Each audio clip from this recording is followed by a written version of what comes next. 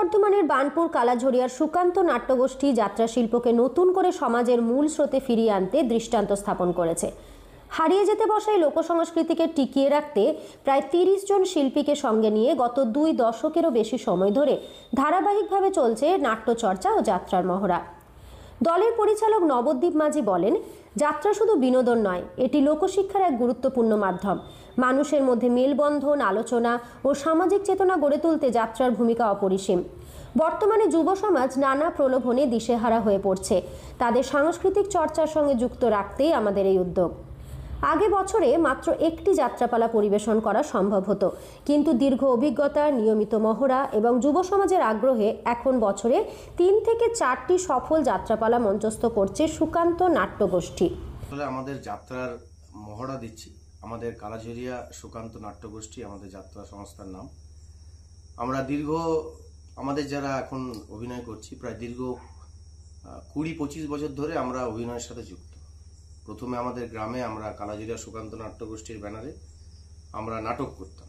তো দীর্ঘদিন নাটকের মাধ্যমে আমাদের অভিনয়ের চর্চা করে আমরা নিজেদেরকে যেভাবে তৈরি করেছি, তারপর আমরা বিগত 3-4 বছর ধরে আমরা যাত্রা মঞ্চে আমাদের অভিনয় দক্ষতা আমরা যতটা পারছি করার চেষ্টা করছি।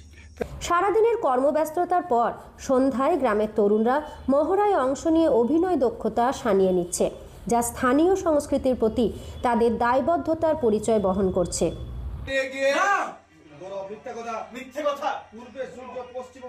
পূর্বের সূর্য পশ্চিমে উঠতে পারে, কিন্তু আমার দাদা আমার মেজদা কখনো এরকম হীন কাজ করতে পারে না। কি পারে আর না পারে সেটা আপনার দাদাই ভালো জানে, But my time is up. Sourav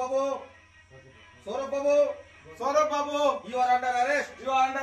But why? But why, officer? Sudeb রায়ের মেয়ে প্রতিমা রায়কে ধর্ষণ করার অভিযোগে প্রতিমা রায়কে ধর্ষণ করার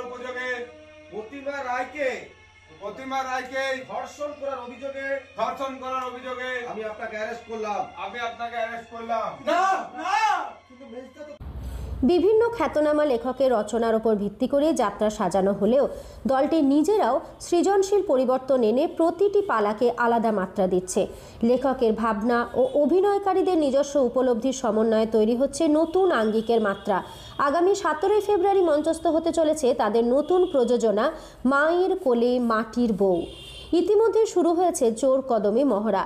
এর আগে রক্ত দিয়ে মায়ের পুজো, 7 টাকার সন্তান সহ বহু জনপ্রিয় যাত্রাপালা সফলভাবে পরিবেশন করেছে দলটি। এখন পর্যন্ত 5টি যাত্রাপালা এবং 8টি মঞ্চ পরিবেশনা সম্পন্ন করেছে সুকান্ত নাট্যগোষ্ঠী। বর্তমানে চলছে তাদের আগামী নতুন প্রযোজনার মহড়া। যাত্রা শিল্পকে জীবিত রাখার এই অবিরাম প্রচেষ্টা স্থানীয় সংস্কৃতি প্রেমীদের পাশাপাশি গোটা সমাজের কাছেই প্রশংসনীয় হয়ে উঠেছে।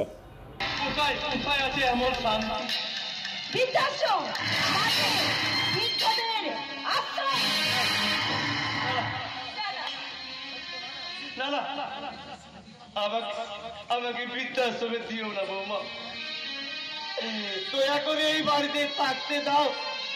আমি তোমার কাছে খেতে চাইবো না।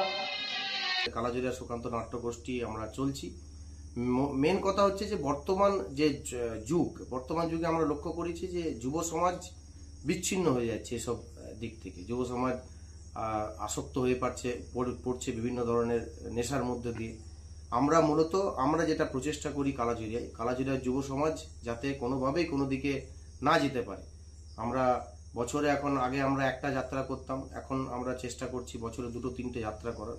তাতে যে বিকেলের সময়ে মানুষের যে চিন্তা ভাবনা, যুব সমাজের যে চিন্তা ভাবনা, সেটা সাংস্কৃতিক চর্চার মধ্যে থাকলে তাতে তাদেরও মনের মধ্যে চিন্তা ভাবনার প্রকাশ হলে সেটা তার নিজের পক্ষেও একটা ভালো একটা ভবিষ্যতের দিক ঠিক করা এবং আমাদের যে সমাজকেও ঠিকভাবে পরিচালনা করতে গেলে মানুষের যে চিন্তা ভাবনা, সেই চিন্তা ভাবনার একটা বহিঃপ্রকাশের প্রয়োজন আছে। এবং যাত্রার পরিস্থিতি দেখুন, যাত্রা হচ্ছে আমাদের কাছে একটা এমন মাধ্যম, বিশেষ করে আমাদের কালাঝরিয়া গ্রামের মানুষদের কাছে এই যাত্রার মধ্য দিয়ে লোকশিক্ষা যেমন হয়, ঠিক তেমনি আমাদের গ্রামের মানুষের মধ্যে মেলবন্ধন থেকে শুরু করে একটা আলাপ আলোচনা মানে যে বিষয়টা আমরা যাত্রার মধ্যে দিয়ে মানুষকে বোঝাবার চেষ্টা করি, এইসব জিনিস কি, এসব হচ্ছে সমাজকে একটা বার্তা দেওয়া যে কি শিক্ষা, যেটা লোক শিক্ষা বলে, যেটা